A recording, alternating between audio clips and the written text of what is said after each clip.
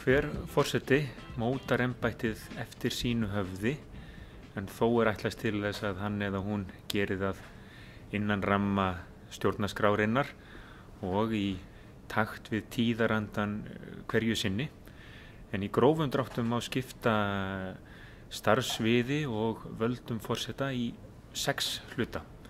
Við getum þá byrjað á formlegu hlutverki í stjórnskipun landsins. Forseti fer með löggjafarvaldið ásamt Alþingi og framkvæmdarvaldið með öðrum stjórnarvöldum. Þannig segir í stjórnarskrá að forseti skipi ráðherra og veiti þeim lausn.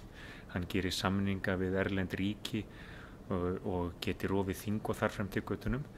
En leið, allt þetta gerir hann þannig að hann er ábyrgðarlaus af stjórnarathöfnum og lætur ráðherra framkvæma vald sitt.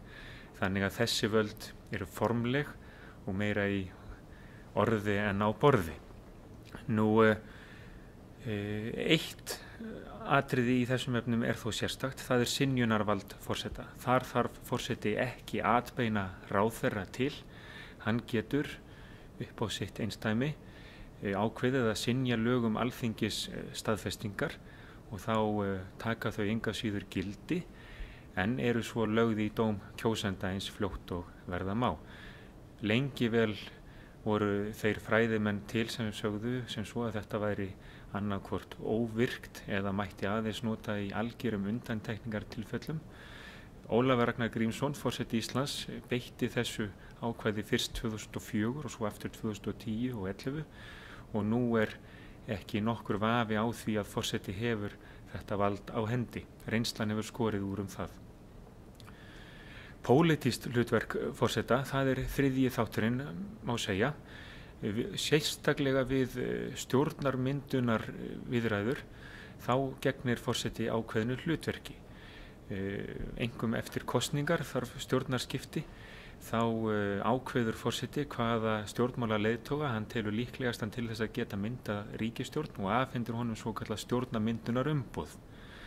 Og þetta gengur koll af kolli frá einum formanni flokks til annars, uns það hefur tekist að mynda ríkisstjórn.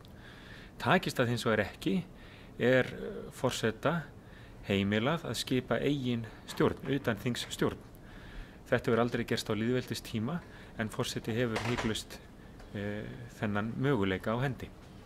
Pólitísk áhrif forseta að öðru leyti eru til dæmis þau að hann getur í ræðu og riti lagt áherslu á einhver málefni sem honum finnst miklu varða og jafnvel þá talað gegn stefnu stjórnvalda hverju sinni, en þó hefur reynslan verið svo að forsetar fara varlega út á þessa braut. Landkynning.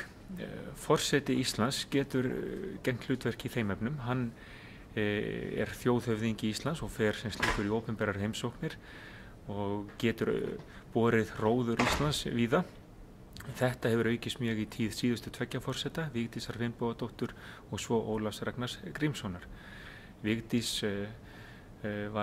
vakti heimsathygli þegar hún var kjörin og var vinsæl hjá útflutningsfyrirtækjum og aðilum í ferðaþjónustu því að hún fyrir þessa athygli sem kjör hennar vakti.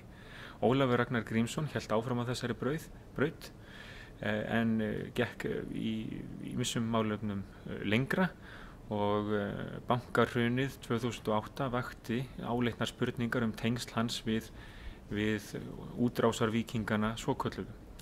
Eftir hrun var Ólafur Ragnar mjög ötull í því að verja málstað Íslands á alþjóðavettvangi eins og hann túlkaði hann og má þá ég vil segja að hann hafi frekar verið í landvörn frekar en landkynningu. Næst síðasta atriði sem ég vil nefna er samfélagsþjónusta eða störf í þágu samfélagsins. Forseti Íslands er verndari ýmissa samtaka og viðburða. Hann veitir verðlaun og viðurkenningar. Þar ber kannski helst að telja fálkaorðuna. Hann tekur á móti hópum fólks á Bessastöðum.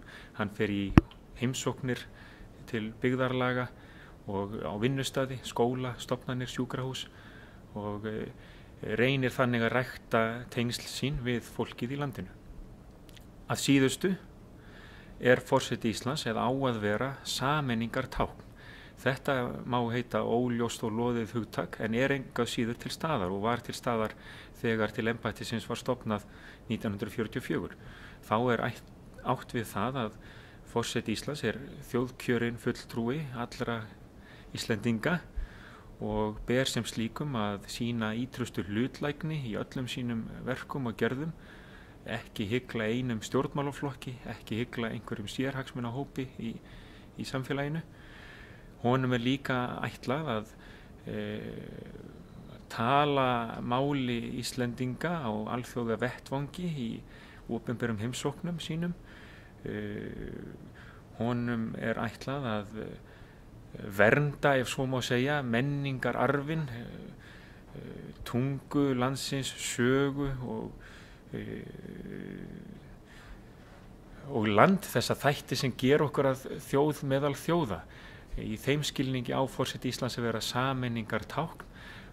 Það hlutverk getur hann líka rækt með því að flytja ræður sem ná til þjóðarinnar á hátíðastundum, tímamótum, 17. júní, nýjársávörp og þess háttar, og líka þegar einhvern voða ber að höndum eða vofir yfir, snjóflóð, eldgos og þess háttar, þá kemur forseti fram og flytur ávarp til þjóðarinnar. Að þessu leyti hann sameiningartákn Íslendinga, en leið hefur hann völd og áhrif á hinu pólitíska sviði og það því oft erfitt fyrir forseta að gegna öllum þessum hlutverkum þannig að allir séu sáttir allan tíman.